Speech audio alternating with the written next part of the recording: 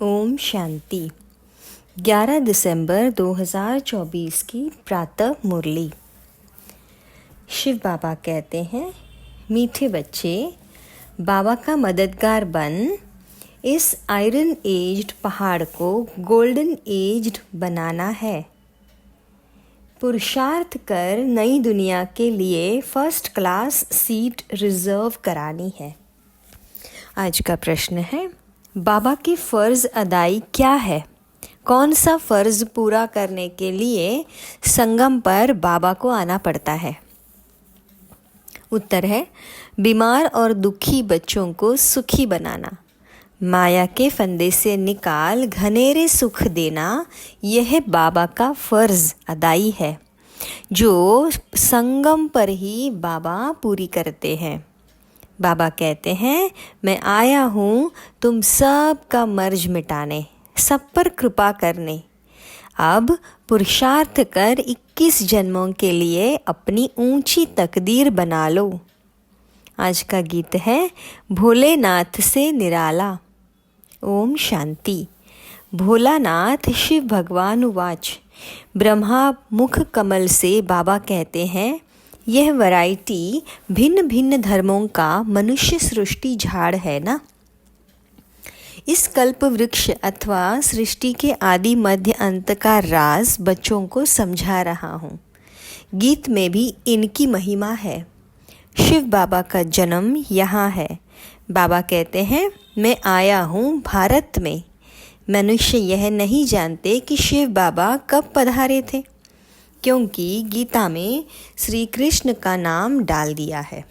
द्वापर की तो बात ही नहीं। बाबा समझाते हैं, बच्चे, 5000 वर्ष पहले भी मैंने आकर तुम्हें यह ज्ञान दिया था। इस झाड़ से सभी को मालूम पड़ जाता है। झाड़ को अच्छी रीति देखो। सतयुग में बरोबर देवी देवताओं का राज्य था। त्रेता में राम सीता का है। बाबा आदि मध्य अंत का राज बतलाते हैं। बच्चे पूछते हैं, बाबा हम माया के फंदे में कब फंसे? बाबा कहते हैं, द्वापर से। नंबरवार फिर दूसरे धर्म आते हैं, तो हिसाब लगाने से समझ सकते हैं कि इस दुनिया में हम फिर से कब आएंगे। शिव बाबा कहते हैं, मैं 5000 वर्ष बाद आया हूँ संगम पर अपना फर्ज निभाने। सभी जो भी मनुष्य मात्र है, सभी दुखी है, उनमें भी खास भारतवासी। ड्रामा अनुसार भारत को ही मैं सुखी बनाता हूँ। बाबा का फर्ज होता है, बच्चे बीमार पड़े तो उनकी दवा दरमल करना। यह है बहुत बड़ी बीमारी। सभी बीमारियों का मूल ये 5 विकार है। बच्चे पूछते हैं, यह कब से शुरू हुए? द्वापर से। रावण की बात समझानी है। रावण को कोई देखा नहीं जाता, बुद्धि से समझा जाता है। बाबा को भी बुद्धि से ही जाना जाता है। आत्मा मन बुद्धि सहित है। आत्मा जानती है हमारा बाप परमात्मा शिव पिता है। दुख सुख लेप छेप में आत्मा आती है। जब शरीर है तो आत्मा को दुख होता है। ऐसे नहीं कहते कि मुझ परमात्मा को दुखी मत करो। बाबा भी समझाते हैं कि मेरा भी पाठ है। कल्प कल्प संगम पर आकर मैं पाठ बजाता हूँ। जिन बच्चों को मैंने सुख में भेजा था, वह अभी दुखी बन पड़े हैं। इसलिए फिर से ड्रामा अनुसार मुझे आना पड़ता है। बाकी कछमछ अवतार ये बातें है ही नहीं। कहते हैं, परशुराम ने कुल्हाड़ा ले क्षत्रियों को मारा। अब ये सब है दंत कथाएं। तो अब बाबा समझाते हैं, मुझे याद करो। यह है जगत अम्बा और जगत पिता। मदर फादर कंट्री कहते हैं ना। भारतवासी याद भी करते हैं, तुम माता पिता तुम्हारी कृपा से सुख घनेरे तो बरोबर मिल रहे हैं। फिर जो जितना पुरुषार्थ करेंगे जैसे बाइस्कोप में जाते हैं, फर्स्ट क्लास का रिजर्वेशन कराते हैं ना। बाबा भी कहते हैं चाहे सूर्यवंशी चाहे चंद्रवंशी में सीट रिजर्व कराओ। जितना जो पुरुषार्थ करे उतना पद पा सकते हैं। तो सब मर्ज मिटाने बाबा आए हैं। रावण ने सबको बहुत दुख दिया है।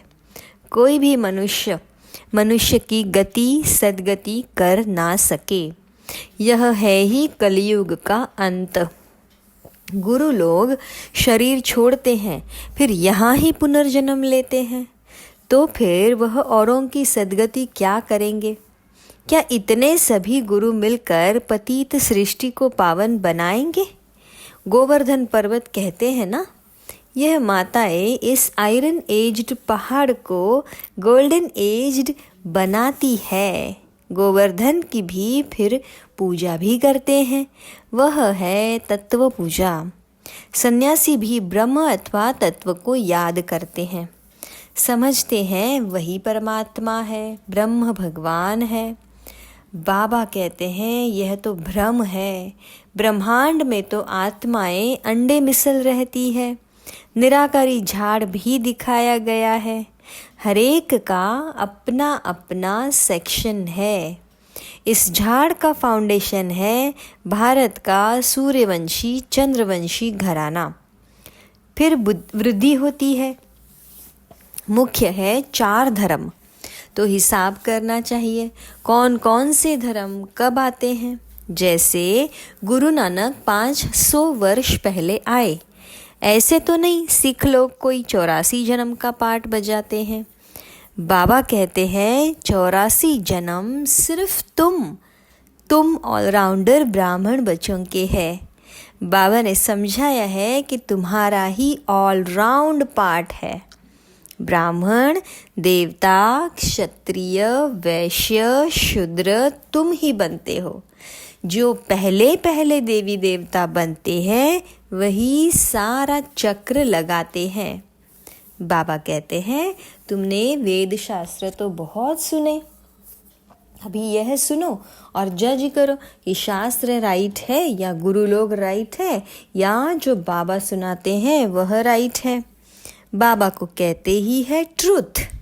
मैं सच बतलाता हूँ जिससे सतयुग की दुनिया बन जाती है। और द्वापर से लेकर तुम झूठ सुनते आए हो तो उससे नरक बन पड़ा है। बाबा कहते हैं मैं तुम्हारा गुलाम हूँ। भक्ति मार्ग में तुम गाते आए हो मैं गुलाम तेरा। अभी मैं तुम बच्चों की सेवा में आया हूँ। बाबा को निराकारी निरहंकारी गाया जाता है। तो बाबा कहते हैं मेरा फ़र्ज़ है तुम बच्चों को सदा के लिए सुखी बनाना। गीत में भी है अगम निगम का भेद खोले, बाकी डमरू आदि बजाने की कोई बात ही नहीं है। यह तो आदि मध्य अंत का सारा समाचार सुनाते हैं।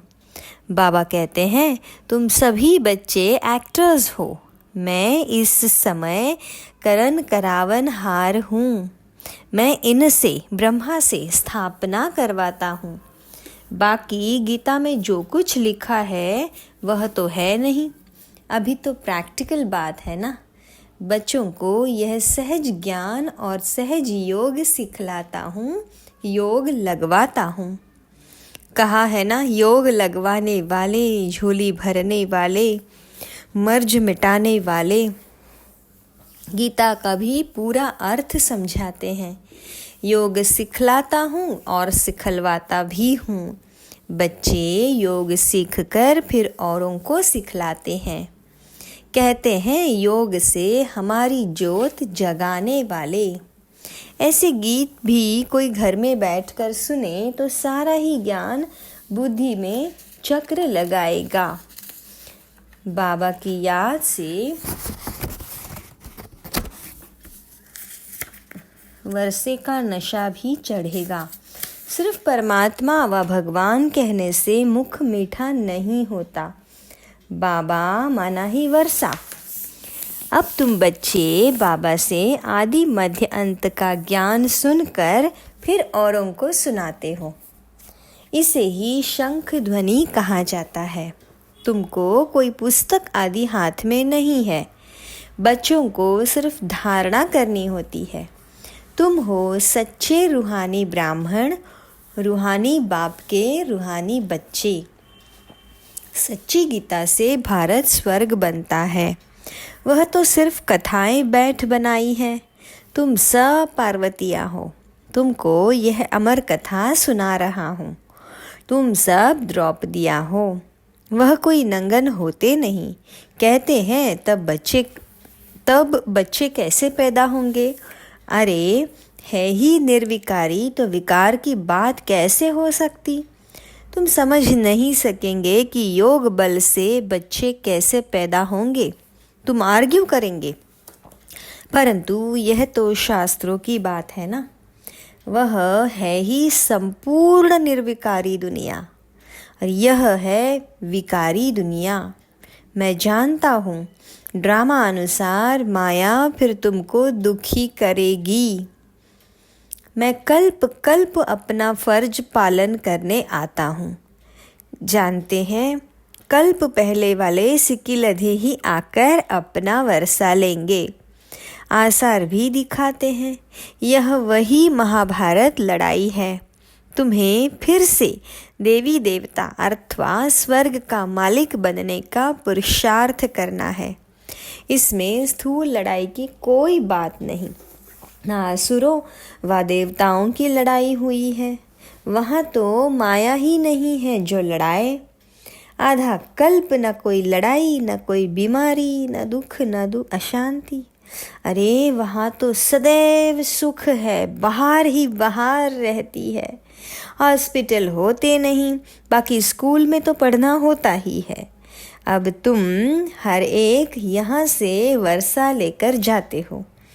मनुष्य पढ़ाई से अपने पैर पर खड़े हो जाते हैं। इस पर कहानी भी है। कोई ने पूछा तुम किसका खाती हो, तो कहा हम अपनी तकदीर का खाती है। वह होती है हद की तकदीर। अभी तुम अपनी बेहद की तकदीर बनाते हो। तुम ऐसी तकदीर बनाते हो जो 21 जन्म फिर अपना ही राज्य भाग्य भोगते हो। यह है बेहद का सुख का वर्षा। अब तुम बच्चे कॉन्ट्रास्ट को अच्छी रीति जानते हो। भारत कितना सुखी था, अब क्या हाल है। जिन्होंने कल्प पहले राज्य भाग्य लिया होगा वही अब लेंगे। ऐसे भी नहीं कि जो ड्रामा में होगा वो मिलेगा, फिर तो भूख मर जाएंगे। यह ड्रामा का राज पूरा समझना है। शास्त्रों में कोई ने कितनी आयु, कोई ने कितनी लिख दी है। अनेकानेक मतांतर है। कोई फिर कहते हैं हम तो सदा सुखी है ही। अरे तुम कभी बीमार नहीं होते हो। वह तो कहते हैं रोग आदि तो शरीर का होता है, आत्मा निर्लेप है। अरे चोट आदि लगती है तो दुख आत्मा को होता है ना। यह बड़ी समझने की बातें हैं। यह स्कूल है, एक ही टीचर पढ़ाते हैं, नॉलेज भी एक ही है, एम ऑब्जेक्ट एक ही है, नर से नारायण बनने की। जो नापास होंगे वह चंद्रवंशी में चले जाएंगे। जब देवताएं थे तो क्षत्रिय नहीं थे, जब क्षत्रिय थे तो वैश्य नहीं थे, जब वैश्य थे तो शूद्र नहीं थे। ये सब समझने की बातें हैं। माताओं के लिए भी अति सहज है, एक ही इम्तिहान है। ऐसे भी मत समझो कि देरी से आने वाले कैसे पढ़ेंगे, लेकिन अभी तो नए तीखे जा रहे हैं, प्रैक्टिकल में है। बाकी माया रावण का कोई रूप नहीं है। कहेंगे इनमें काम का भूत है, बाकी रावण का कोई भूत व शरीर तो है नहीं। अच्छा, सभी बातों का स्क्रीन है मन मना भव। कहते हैं मुझे याद करो तो इस योग अग्नि से विकर्म विनाश होंगे। बाबा गाइड बनकर आते हैं। बाबा कहते, बच्चे मैं तो सम्मुख तुम बच्चों को पढ़ा रहा हूँ। कल्प कल्प अपनी फर्ज अदाई पालन करता हूँ। पारलौकिक बाप कहते हैं, मैं अपना फर्ज बजाने आया हूँ। तुम बच्चों की मदद से मदद देंगे तब तो तुम भी पद पाएंगे। मैं कितना बड़ा बाप हूँ, कितना बड़ा यज्ञ रचा है। ब्रह्मा की मुखवंशावली तुम सभी ब्राह्मण ब्राह्मणियाँ भाई बहन हो। जब भाई बहन बने तो स्त्री पुरुष की दृष्टि बदल जाए। बाबा कहते हैं, इस ब्राह्मण कुल को कलंकित नहीं करना, पवित्र रहने की युक्तियाँ हैं। मनुष्य कहते हैं, यह कैसे होगा? ऐसे हो ही नहीं सकता, इकट्ठे रहे और आग न लगे। बाबा कहते हैं, बीच में ज्ञान तलवार होने से आग कभी नहीं लग सकती, परंतु जबकि दोनों मनमनाभव रहे, शिव बाबा को याद करते रहे, अपने को ब्राह्मण समझे। मनुष्य तो इन बातों को नहीं समझते के कारण हंगामा मचाते हैं। ये गालियाँ भी खानी पड़ती है। श्री कृष्ण को थोड़ी कोई गाली दे सकते हैं।